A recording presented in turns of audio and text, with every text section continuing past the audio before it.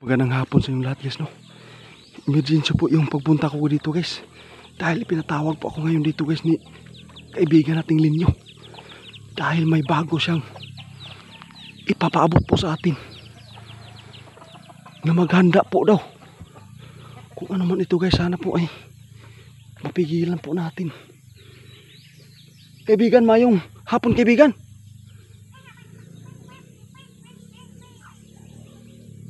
Unsa ni ka emergency kaibigan?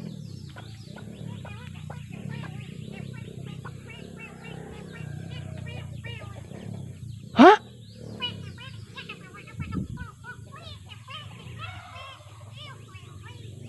Ginoo ko tinuod di kaibigan?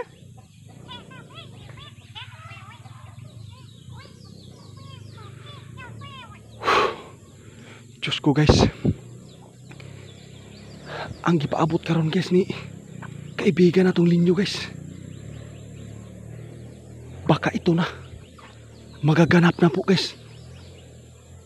Yung paghandaan po natin na lindol na. Napakalakas. Kadlo ka ba ni kaibigan?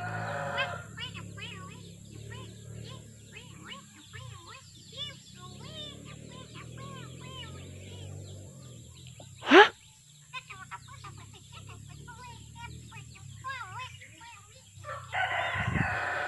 Buti na lang guys ha. Delikado guys.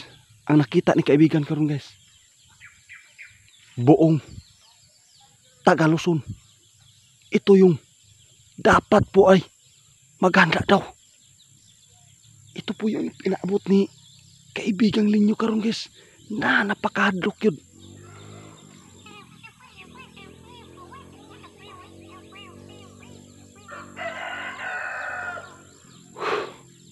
Salamat kaibigan. Baka ito na daw guys. Na magaganap na po daw. Dahil April o Mayo. Baka ito na guys. Yung nakikita po nila na napakalakas na lindol. Ito yung 7.2 kaibigan. Diyos ko guys. Nakaranas po kami dito guys ng 6.7 na lindol. Pero grabe na ang naranasan po namin.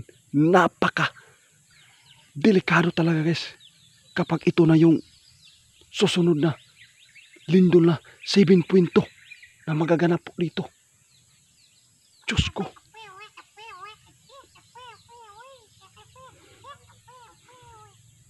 Pero ito lang daw yung nakikita po niya guys. Na dapat po talaga na maghanda. Ito yung Tagaluson. Buong Tagaluson, kaibigan. Sana lang kaibigan na dili pud mahitabo diri kaibigan sa Mindanao nga kusog kayo.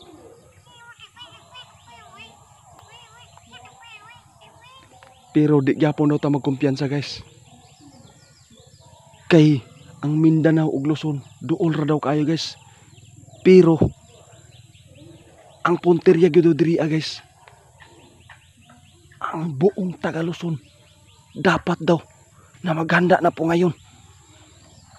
Dahil malapit na po daw maubos ang April karon. Baka ito na ang kasunod guys na dito na po sa Mayo magaganap po yung 7.2 na nakikita po ni kaibigan ngayon. Diyos ko kaibigan. Unsa may angay buhaton na ni kaibigan.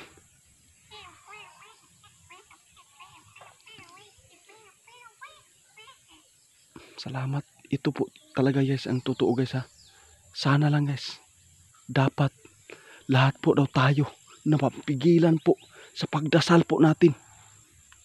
Na mabigyan po tayo ng proteksyon po dito sa ating Panginoon na hindi po daw maituloy. Sana lang kaibigan.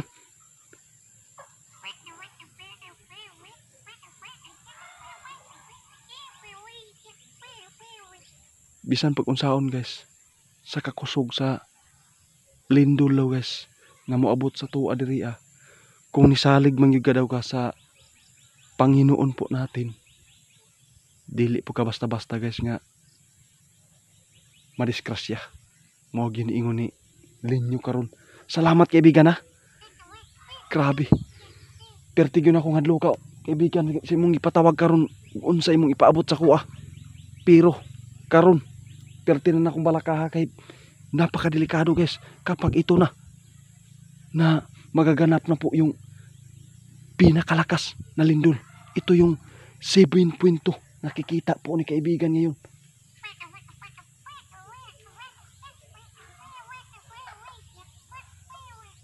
Sana lang daw guys na hindi talaga matuloy at saka dapat mag-ingat tayo at saka manalangin po sa Panginoon po natin.